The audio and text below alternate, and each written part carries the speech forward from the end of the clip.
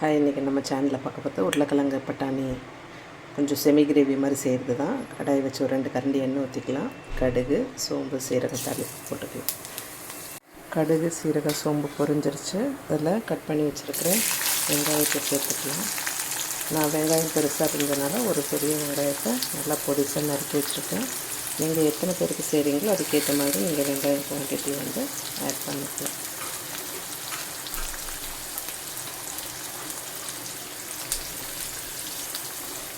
ரெண்டு தக்காளி, ஒரு பெரிய வெங்காயம் கட் பண்ணி வச்சுருக்கேன் நான். ஸோ இந்த வெங்காயத்தில் உப்பு நம்ம தேவையான அளவு சேர்த்துக்கலாம். வெங்காயத்தில் உப்பு சேர்க்குறது காரணம் என்னென்னா, வெங்காயம் சீக்கிரம் வதங்கும், அதுக்காக தான். இஞ்சி பூண்டு பேஸ்ட்டு ஒரு ஸ்பூன் போட்டுக்கலாம். கூட ஒரு பிடி கருவேப்பிலை, கொத்தமல்லி இது எல்லாமே சேர்த்து நல்லா ஒரு பரட்டிக்கலாம். கருவேப்பிலை, கொத்தமல்லி வதங்கும் போதே போட்டோன்னா நல்லா வாசமாக இருக்கும்.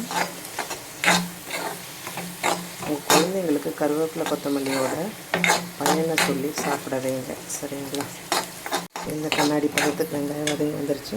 அதில் கட் பண்ணி வச்சுருக்க தக்காளியை நம்ம சேர்த்துக்கலாம்.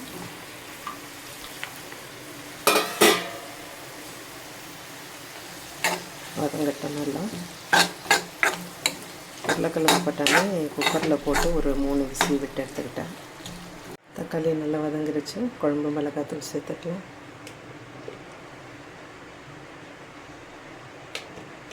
சேர்த்து ஒரு பரட்டிட்டு கொஞ்சமாக ஒரு 1/2 டம்ளர் தண்ணி ஊற்றினா போதும்.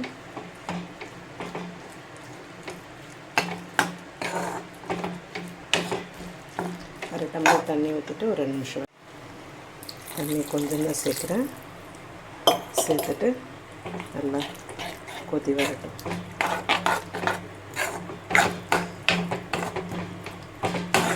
உங்களுக்கு ரொம்ப கிரேவி மாதிரி வேணும் அப்படின்னு நீங்கள் இன்னும் கூட கொஞ்சம் தண்ணி ஊற்றிக்கலாம்.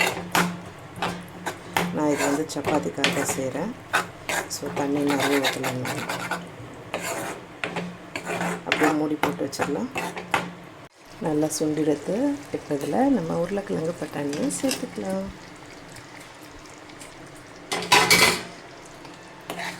போட்டு ஒரு கலரிடலாம். ஸ்மெல்லு செம்ம டெம்டிங்காக இருக்குது. நீங்களும் ட்ரை பண்ணி பார்த்துட்டு எப்படி வந்துச்சுன்னு கமெண்ட் பண்ணுங்கள். ரொம்பவே சூப்பராக இருக்குங்க, பாருங்கள். சூப்பராக உருளைக்கிழங்கு பட்டாணி பொரியல் ரெடி. சாதத்துக்கு, சப்பாத்திக்கு, எல்லாத்துக்குமே. தோசை சுட்டுட்டு அதில் நடுவில் வச்சுட்டு மசாலா தோசை செய்யணுன்னாலும் இந்த மாதிரி ஸ்டஃப் செஞ்சு வச்சு செய்யலாம். நீங்களும் ட்ரை பண்ணி பார்த்து எப்படி வந்துச்சுன்னு சொல்லுங்கள். நாளைக்கு மற்றொரு வீடியோவில் உங்களுக்கு சந்திக்கிறேன். மறக்காமல் சேனலை சப்ஸ்கிரைப் பண்ணிக்கோங்க. கமெண்ட் பண்ணுங்கள், லைக் பண்ணுங்கள். பாய்.